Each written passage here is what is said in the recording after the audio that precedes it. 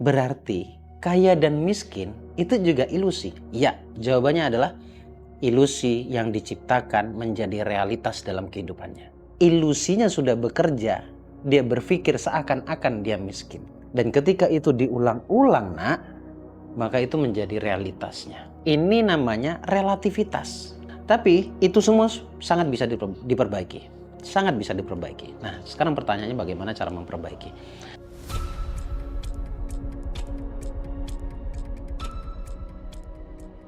Assalamualaikum warahmatullahi wabarakatuh. Selamat malam teman-teman. Jumpa lagi bersama saya di sini Bagus Baraja di channel Gus Baraja. Selamat pagi, siang, dan malam juga buat teman-teman yang nonton siaran ulangnya. Sehat-sehat buat kita semuanya ya. Kali ini saya ingin ngobrol lagi lebih ke menasehati diri saya sendiri dan penonton saya dimanapun Anda berada. Lagi-lagi saya ketemu dengan om saya yang pernah saya ceritakan di video sebelumnya waktu saya podcast bersama Pak Rosidi, membahas tentang om saya yang ternyata juga menggeluti pemahaman seperti yang sering saya jelaskan kurang lebih selama 25 tahun sampai 30 tahun. Akhirnya setiap ketemu kita banyak sharing. Dan sharing yang baru-baru ini adalah karena saya sekarang ada di Kediri, kemudian beliaunya ada di belakang, saya diberikan izin untuk menyampaikan ini ke teman-teman semuanya. Tentunya terkait tentang spiritualitas ya. Bukan religius, sekali lagi, tentang spiritualitas. Karena tidak semua orang spiritual itu mengerti agama, tetapi juga tidak semua orang yang religius itu mengerti tentang spiritual secara utuh.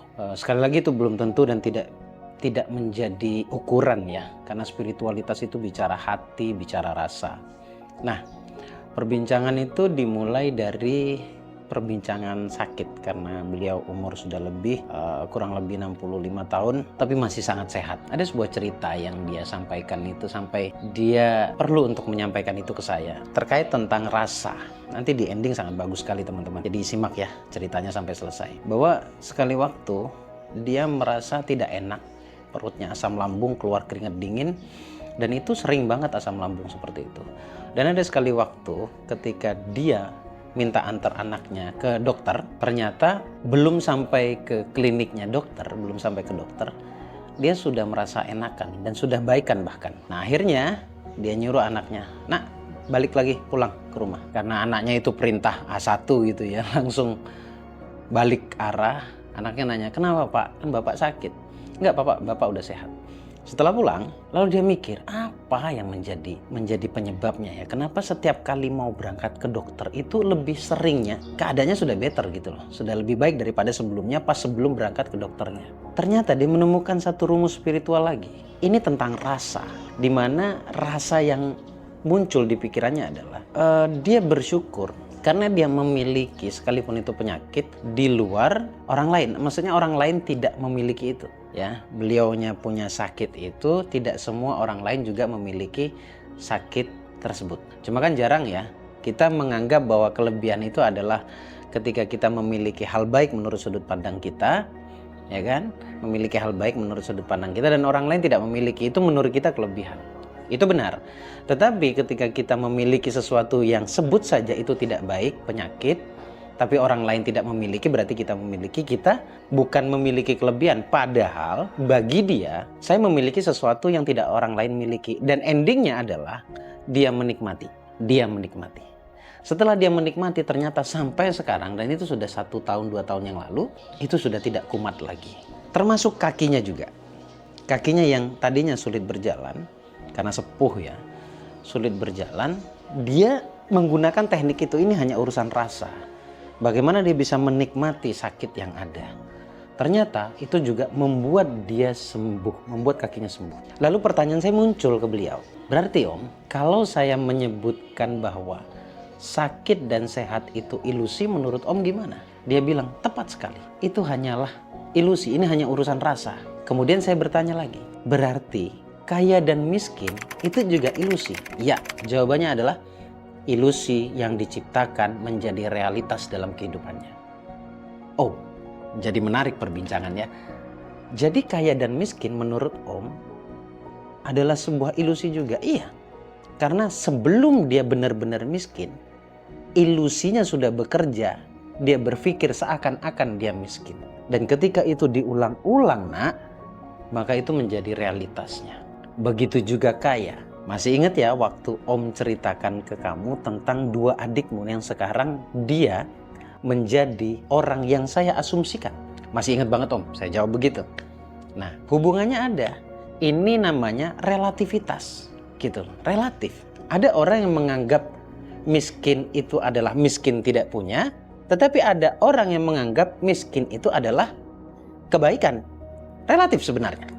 Begitu juga ada yang orang mengatakan kaya itu sulit, ada juga yang mengatakan kaya itu mudah. Sekali lagi, ini relativitas. Dari situ saya bisa ambil kesimpulan teman-teman. Ternyata orang seumur beliau juga mempraktekkan ilmu ini. Mempraktekkan apapun yang pernah saya sampaikan. Dan ini bukan berarti saya menceritakan kelebihan. Bukan. Saya ingin menunjukkan ke diri saya sendiri dan kepada teman-teman sekalian bahwa urusan kaya dan miskin itu begitu sangat simpelnya dan mudah. Dan saya selalu mengatakan bahwa kaya dan miskin itu tidak lebih dari konsep hati atau cara kerja hati. Mungkin dulunya saya mengatakan konsep pikiran. Yang saya maksud adalah pikiran bawah sadar, itu hati itu sendiri. Nah, balik lagi tadi tentang kaya dan miskin adalah sebuah ilusi sebenarnya, sebuah predikat yang kita sudah menanamkannya sebelum itu terjadi. Tapi itu semua sangat bisa diperbaiki.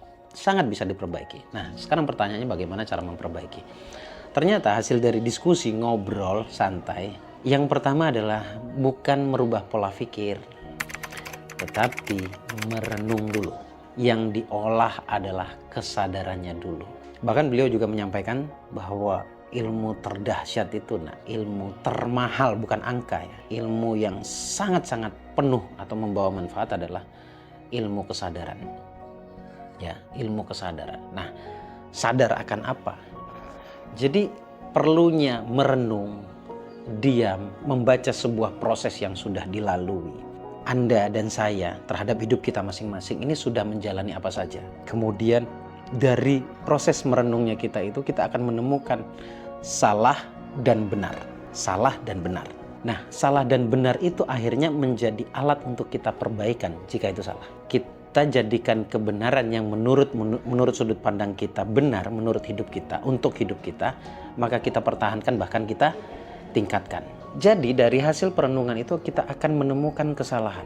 Oh, saya pernah salah seperti ini. Setelah kita sadar bahwa kita pernah salah, barulah kesalahan itu diperbaiki. Nah, ini baru berkaitan dengan pola pikir. Saya gunakan bahasa yang paling sederhana agar Anda mudah untuk menangkapnya ya. Baru setelah kita menemukan poin-poin yang harus kita rubah, baru di situ masuknya ke pola pikir. Karena pasti pola pikir yang ingin diperbaiki itu bertolak belakang. Artinya pola pikir awal A, sementara tujuan kita, pola pikir yang harus dibangun di pikiran, di hati kita adalah B. Udah pasti A dan B bertolak belakang. Nah, ini yang harus dirubah. Barulah masuk pada konsistensi.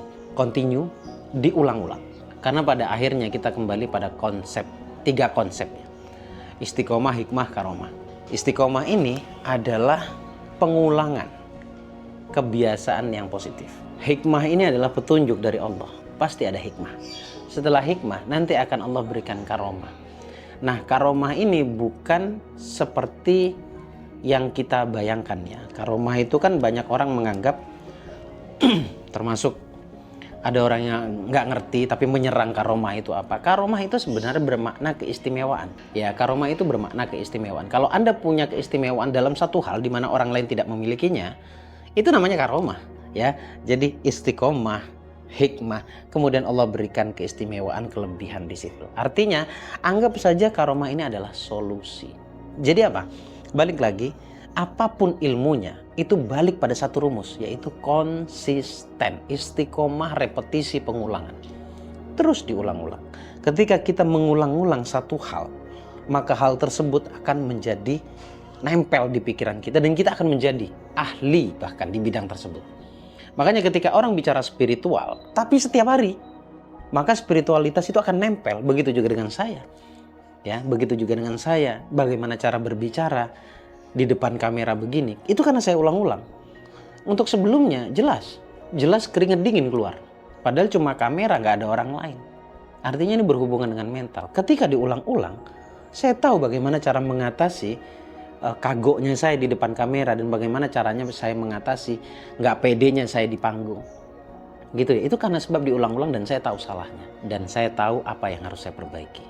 Apapun ilmunya teman-teman. Bahkan kalau kita bicara duit, kalau Anda berulang membicarakan tentang duit, membicarakan kebaikan tentang duit, membicarakan energinya uang, maka otomatis pasti uang itu akan mudah datang kepada Anda.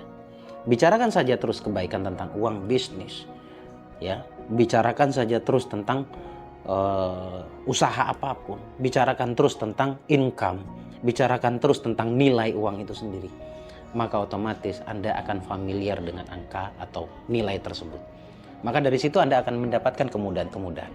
Sekali lagi karena diulang-ulang. Simpelnya seperti itu teman-teman, sekedar nasihat, tapi mudah-mudahan nasihat ini bermanfaat untuk Anda dan juga bermanfaat untuk saya. Karena apa? Saya buat video begini membicarakan hal-hal seperti ini juga sedang mengulang ilmu saya. Makanya hakikinya ketika sedang ngajar, maka yang ngajar itu hakikinya sedang belajar. Oke, terima kasih teman-teman, video singkat. Jangan lupa cari tahu tentang info kelas yang saya adakan. Bahkan saya juga akan mengadakan seminar atau kopdar di daerah Batu. Tapi untuk jadwalnya nanti akan diinfokan di deskripsi atau hubungi adminnya kita ya. Makasih teman-teman, sampai ketemu di video berikutnya. Semoga bermanfaat. Assalamualaikum warahmatullahi wabarakatuh. Allahumma shalli ala sayyidina Muhammad.